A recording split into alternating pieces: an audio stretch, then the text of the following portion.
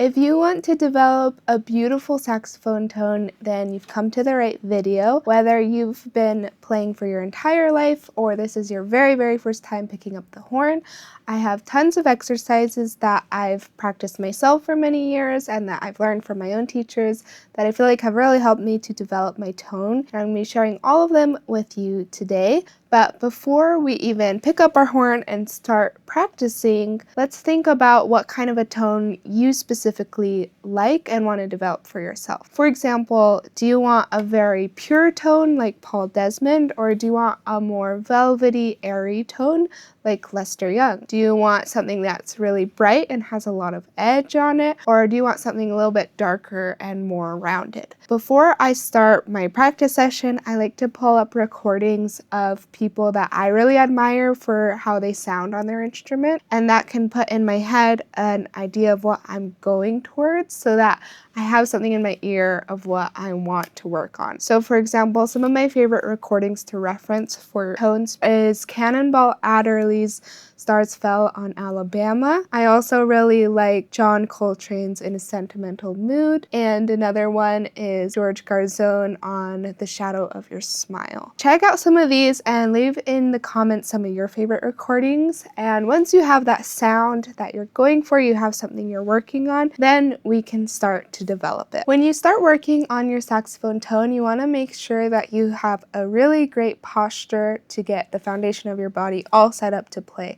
So I like to sit at the edge of my chair with my feet flat on the floor, and you can imagine that there's a string on the crown of your head pulling you up to the ceiling so that your neck is in line with your back and your body, and it's just one straight line. From there, make sure to adjust your neck strap so that you're not craning down or reaching up. It just comes right to your mouth as though it was just meant to be that way. So now that you have a great posture and your neck strap is set up the way that you like it, let's talk about the embouchure. So for a good embouchure, I like to stay as relaxed as possible so that if I were just looking at you regularly with no expression, and then I were to put the horn in my mouth, you wouldn't see any big difference. And I also like to look at other players' embouchures who have a great sound. So look at Charlie Parker or Cannonball Adderley or whoever you admire, and you'll see that most of them do have this kind of relaxed looking embouchure. Now, if you aren't quite sure how your posture or embouchure looks, it's always a good idea to practice with a mirror just to make sure everything is looking good. Let's start to play the instrument. We're gonna make a ha sound and start with just air. So there's no sound, just air, and then slowly you're gonna creep the sound in and just hold it on a note. So I'll play G.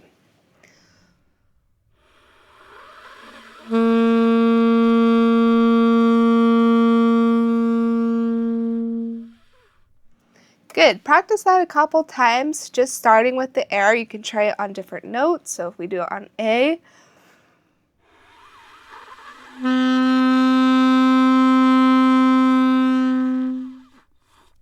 and once you get the hang of that, we're going to add another level to it.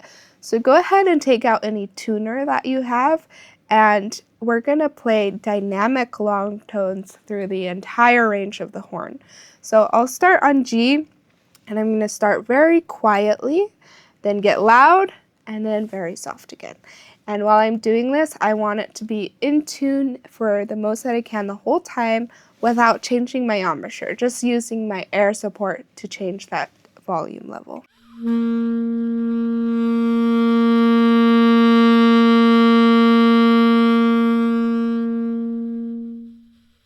Do that on every single note, going chromatically all the way up to high F, then back down all the way to low B flat, and then back to G. And that's going to give you a lot of dynamic control over the instrument and help you stabilize your tone throughout the entire range. Another good way to make sure that you have proper air support and that you're comfortable throughout the whole range of the horn is by playing very quietly. You can do this on any piece of music that you're working on, or just practicing scales this way is great. And we're just going to play the very quietest that we can. I'll just play a C major scale and you can hear what I mean.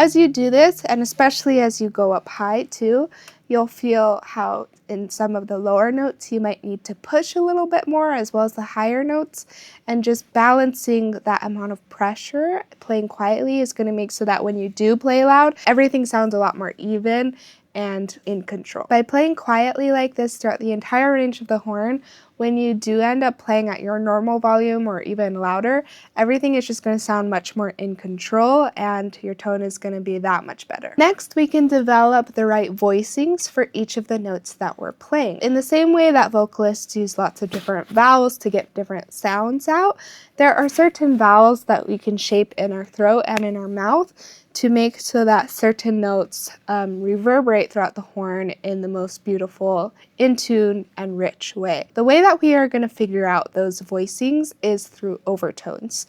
To practice an overtone, I'm going to start on my low B flat, fingering it without any octave key, just regular low B flat, and I'm going to play the fundamental or just the regular low B flat.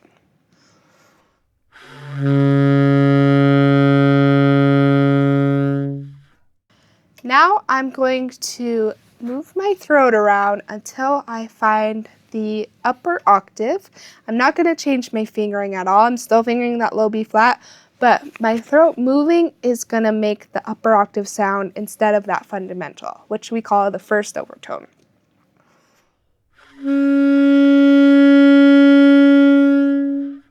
If you don't get it right away, don't stress. Sometimes it takes a lot of time. So if I wasn't familiar with that, I might fish around for it like this.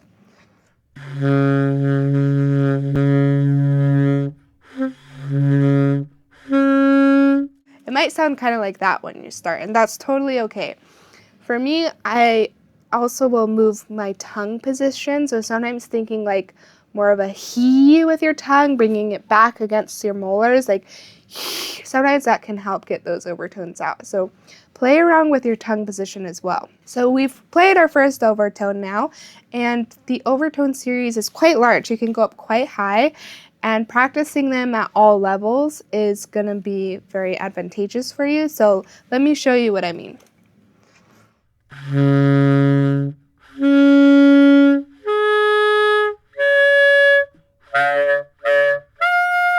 See right there, I was kind of fishing, but I moved around a little bit and I caught it. You can do that on low B flat, low B, or low C. And what I meant by finding the right voicing for each note is all of those notes I just played is actually what we're going to play on the regular fingerings of the horn. So if I play that first overtone on low B flat, that's just going to be our B flat in the middle range of the horn. And now we can do an exercise I call overtone matching. So I'm going to play my B flat. I'm playing Biz key B flat just with first finger. And then I'm going to play low B flat, but with that first overtone sounding. And I'm going to try and match them so that they sound similar.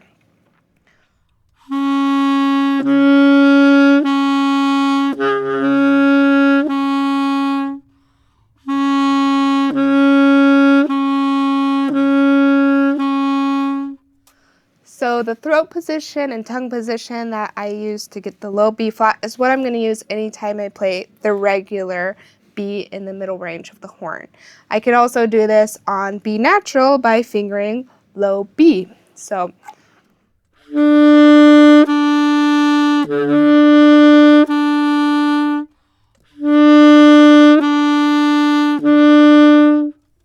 practicing this with as many notes as you can is going to help you get that right voicing and make your notes sound very beautiful, in tune, and full. The next exercise I want to show you is going to help with your throat flexibility, and the reason why that's important is it's going to help us get better at intonation throughout the entire range of the horn, because when you're tuning up notes, you don't want to use your embouchure, you just want to make that happen with your throat.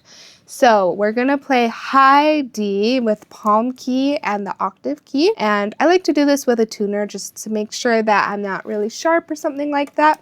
So let's just play the palm D.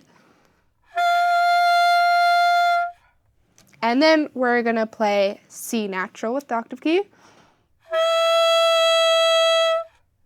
and back to D. Now we're going to repeat that, going D, C sharp, D, but instead of fingering the change, I'm going to only do it with my throat. So in other words, I'm fingering the palm D the entire time, not changing anything, but I'm going to reach that C sharp and go back up just using my throat.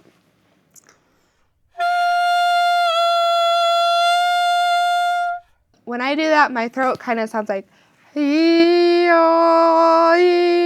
it sounds kind of weird, but if you try singing those vowels, it might help you reach it on the horn a little bit better.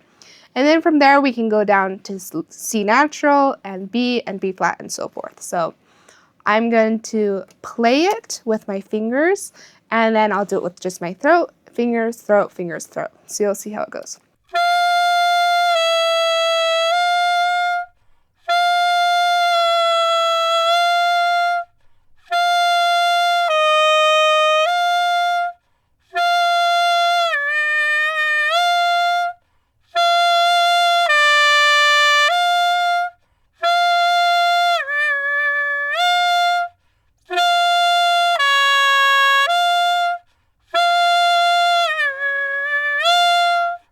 After you've done that, you should feel a lot more relaxed in your throat, and don't worry if you can't go that low yet. It took me quite a few months to be able to work it down to there, but if you just do it for 5 minutes every day, then your throat will get more and more flexible, and that will just help you with all sorts of things on the horn, not even just intonation, but if you want to do scoops or manipulate notes in different ways like that, it'll help you with those as well. Another thing to keep in mind while you're working on your tone is to blow down into the horn instead of just playing straight across.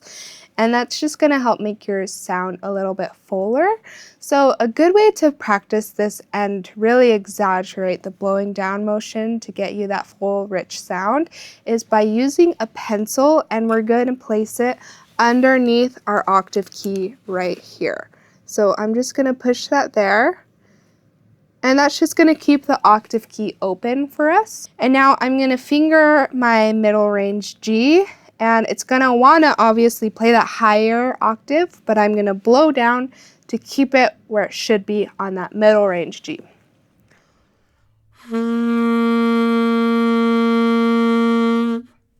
So that sounds a little buzzy, but that means you're doing it right.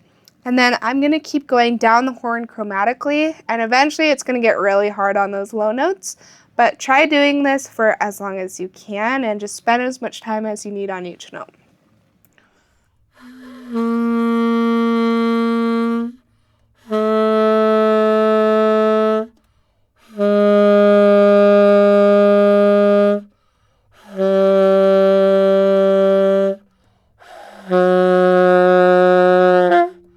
See, it's starting to want to hop up there.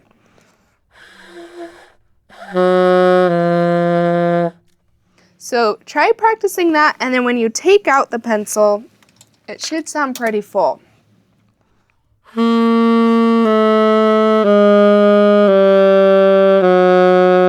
Now, one other thing to do if you want to get comfortable with your tone throughout the horn is practicing large interval jumps. So octaves, ninths, anything like that. You can even practice improvising with large jumps like this over a tune. But just to demonstrate, I'll play some octaves.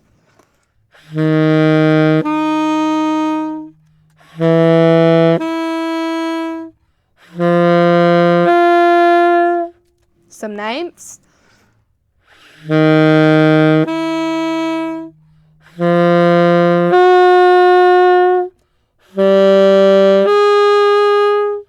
By playing large intervals like this, or even bigger, your throat is going to be getting more comfortable with switching very quickly between those different positions, because a low C is going to sound quite a bit different than a high C, and your throat's going to want to make that adjustment very quickly. Those are all of the exercises that I have for you today. Leave in the comments below which exercise was your favorite, or if you have another topic that you would like me to cover. And I hope that you have a great day and that you're able to get the saxophone tone that you're looking for.